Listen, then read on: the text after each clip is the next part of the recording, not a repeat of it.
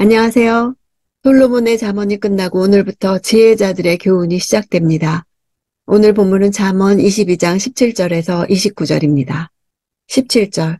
귀를 기울여 지혜로운 사람의 말을 듣고 내가 가르치는 것을 내 마음에 잘 새겨라. 22장 17절부터 24장까지가 익명의 지혜자들의 교훈 선집입니다. 특히 지혜자들의 말은 주전 13세기 이집트의 명문 선집인 아멘앤오페의 가르침과 비슷한 것으로 조사되었습니다. 두 작품의 유사성이 말해주는 것은 삶을 위한 지혜 경구들이 널리 통용될 때 이스라엘의 지혜자들도 이집트 금원의 자료들을 받아들여서 이스라엘 상황에 맞게 창조적으로 인용했다는 것입니다. 솔로몬의 경구들과 다른 점은 하나의 교훈이 적어도 2절 이상으로 되어 있고 긴 것은 7절에 달하는 것도 있습니다.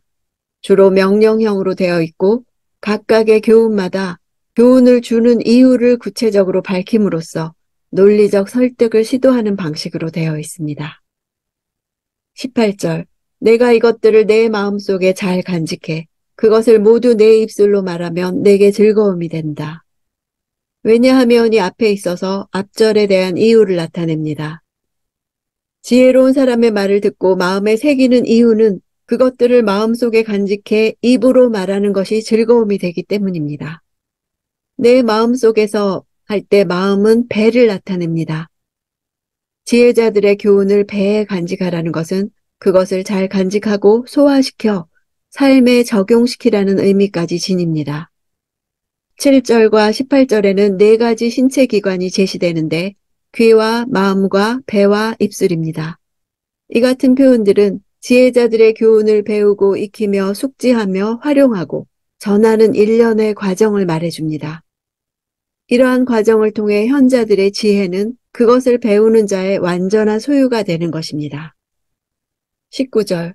이는 내가 여호와를 의뢰하며 살도록 내가 오늘 내게 가르쳐주는 것이다. 19절부터 21절까지는 교훈을 주는 근본 목적을 제시합니다. 먼저 교훈을 제시하는 목적이 여호와를 의뢰하며 살도록 하기 위함입니다. 직역하면 너의 의뢰가 여호와 안에 있도록 하기 위해입니다. 이 표현은 그 의뢰하는 바가 다른 곳에 있을 수도 있다는 사실을 전제한 것입니다. 그릇된 교훈에 의뢰하는 것을 억제하고 오직 여호와만 의지하도록 하는 것이 이 교훈들을 제시하는 목적이라는 것입니다. 20, 21절. 내가 내게 가장 뛰어난 조언과 지식을 써주었으니 내가 진리의 말씀을 분명히 알고 내게 어떤 사람이 오더라도 진리의 말씀으로 대답할 수 있게 하려는 것이다. 지혜자가 가장 뛰어난 조언과 지식을 기록해준 목적을 말하고 있습니다.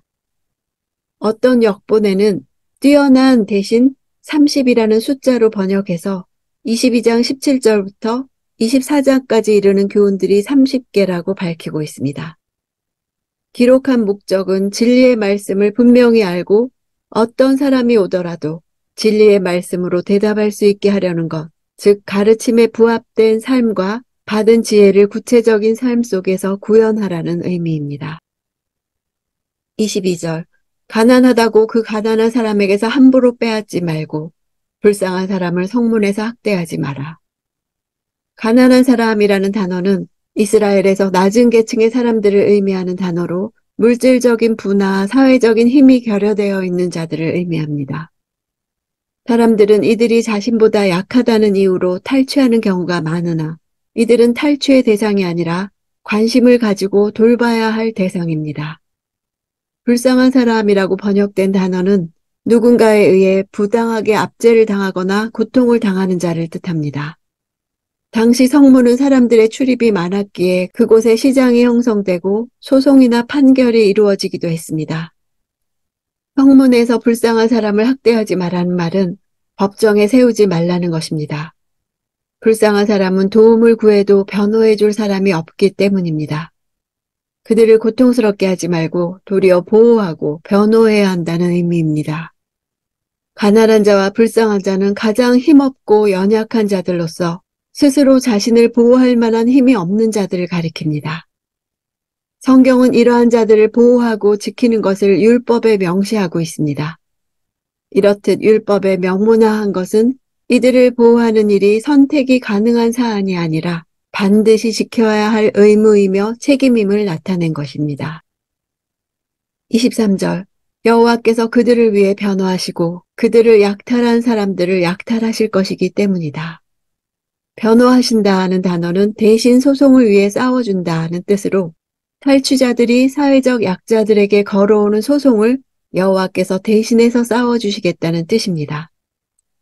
약탈한 사람들을 약탈하신다고 동일한 단어를 반복해 사용함으로써 하나님께서 그들이 당한 만큼 그들을 압제하는 자들에게 그대로 갚아주실 것을 강조하고 있습니다. 이 땅의 법정이 실패할 때 하늘 법정에서 복수가 있을 것입니다. 27절 내가 갚을 것이 없게 되면 내가 누워있는 침대까지 빼앗기지 않겠느냐? 경솔하게 보증서는 일을 금지한 까닭을 말합니다. 자신에게조차 갚을 것이 없을 때 삶의 기본이 되는 기물까지 빼앗기기 때문입니다. 이 같은 기본 소유물을 빼앗긴다는 것은 피해가 매우 크다는 것을 말하는 것입니다. 28절 옛날에 내 조상들이 세운 경계도를 옮기지 마라. 경계도를 옮기지 말라는 권면은 개인의 기초생활 보장을 위해 가장 먼저 선결되어야 하는 요소라 할 수 있습니다. 이 명령은 그 이유를 밝히지 않는데 그것은 두말할 필요조차 없이 반드시 실천해야 하는 가르침이기 때문입니다. 경계돌, 즉 지계석은 신명기에서 제시하는 율법의 교훈에 근거한 것입니다.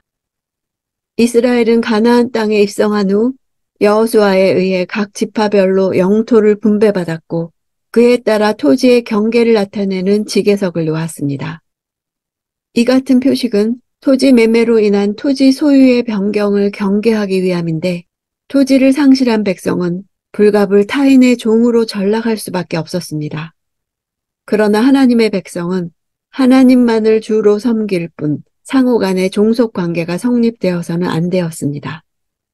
따라서 하나님의 백성들 사이에 평등 관계가 깨지게 되는 병폐를 방지하기 위해 가장 기본적으로 요구되는 사항이 바로 그 소유된 땅을 인정해 주는 것입니다.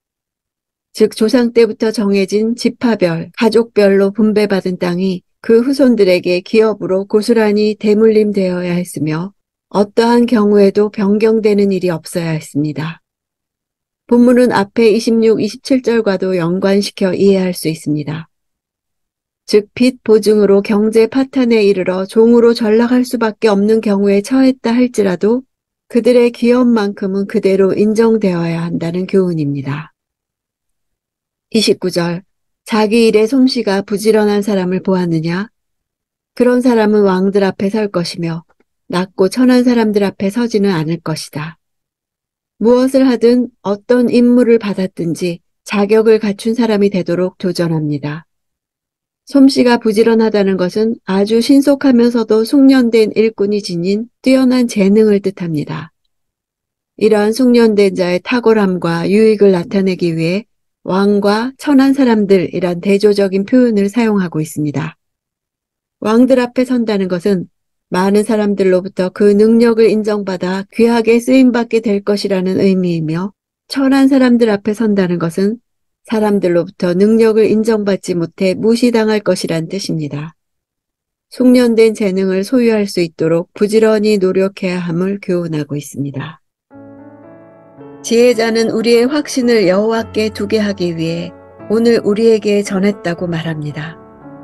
지식은 들음에서 멈추지 않고 마음에서 소화시켜 입술 위에 두어 언제든 지혜를 말로 표현할 수 있도록 준비해야 합니다. 여기서 더 나아가 진리의 말씀을 삶에서 체험하는 산 증인이 되는 것입니다. 참 지혜는 머리가 아니라 가슴과 손발로 익혀야 합니다. 살아본 사람만이 말할 수 있는 지혜가 되는 것입니다. 그리스도인은 그리스도를 대변하는 대사입니다.